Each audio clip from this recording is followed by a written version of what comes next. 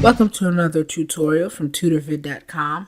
Today I'm going to teach you how to make a quick vintage effect like you might see on Instagram or any other camera effect app that you might have. I'm going to go ahead and jump right in. And at the bottom of your layers palette, there should be a button that is adding an image adjustment layer. We're going to go ahead and add our first image adjustment layer called curves. And what we're doing here is we're just going to play a little bit with the contrast. For vintage images, I like to see the darkest points as dark as possible. I like to see the lightest points as light as possible.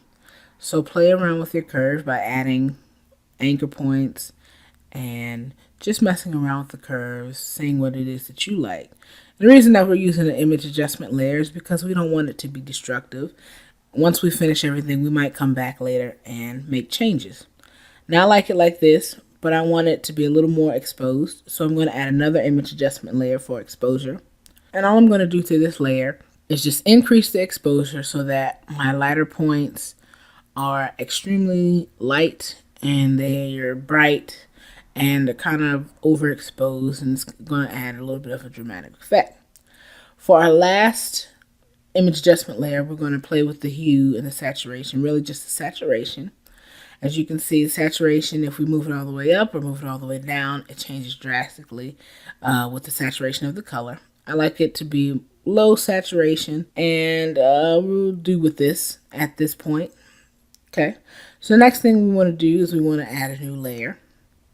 And at the bottom of your layers palette, you just might push the new layer button by creating the layer. And what I'm going to do is I want to add a little bit of noise, a little bit of grain to go ahead and add a little bit of dramatics. We're going to fill it with white, so grab your paint bucket tool. And we're going to add some noise. Filter, noise.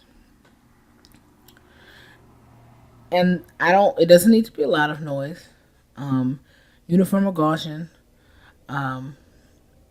Now, of course, if we increase the noise, you get a lot of noise. If we decrease the noise, the amount of noise, it's not a lot of noise. I like the 14% time. You can't really see it too much in this tutorial, but I like it uniform. And we'll go with that. Not too much, not too little. And then what we're going to do is refer back to our layer palette and change the blending mode to overlay, like this. And as you can see, it's got a lot of brightness, a lot of overexposedness, and we'll keep it like that for a while. And we're going to add another layer, and to help out with our color, I like to use light yellow, and you might want to refer to a swatch, or you might just be able to go ahead and go inside the color picker and get a good light color, a light yellow color, and this kind of increases the vintage feel on it. Many vintage pictures that you see have a little bit of yellow in it.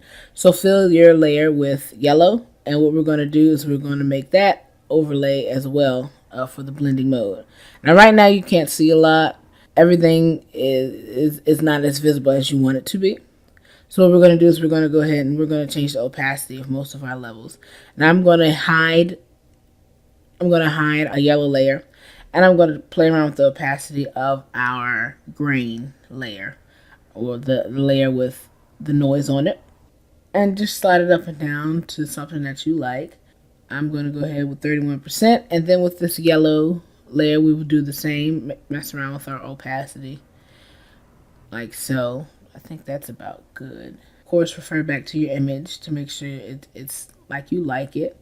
I think this is pretty good. Now, like I said before, your image adjustment layers are non-destructive, so that means you can go back and forth and make changes as necessary. Just double click on the image adjustment layer icon and play around with something different. Once you have your yellow and your noise, things might change a little bit, and you might want your picture to change a little bit. So play around with your curves or your hue, saturation, or your exposure to a point that you like it. And I think that I'm going to go with this. And what we're going to do next is duplicate our background or our image layer by clicking and dragging it to the new layer icon on the bottom of the layer palette. And what I want to do next is just use the burn tool so that we can create a vignette. I like using the burn tool more than I like any other kind of way to do this.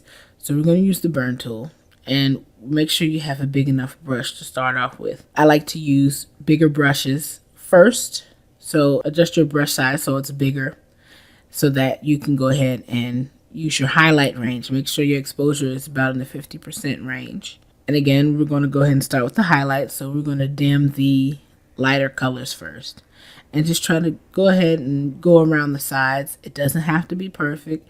It adds a little bit of flavor or character if you're not perfect on the edges. But go over the edges maybe once or twice, not too much. We're just trying to get the lighter colors to be dimmed down a little bit, like so. And then we're going to go to the mid-tones, same brush size, doing the same thing. This is going to get a little bit darker. This is where most of the harshness is going to come. And this is also why you made the noise. For the shadows range, I like to use a smaller brush because it's a bit harsher, and I don't want it to be extremely harsh and large on the sides. So just use this one sparingly on the sides, a little bit of like a burnt edge kind of feel, a little bit of course, a vintage feel.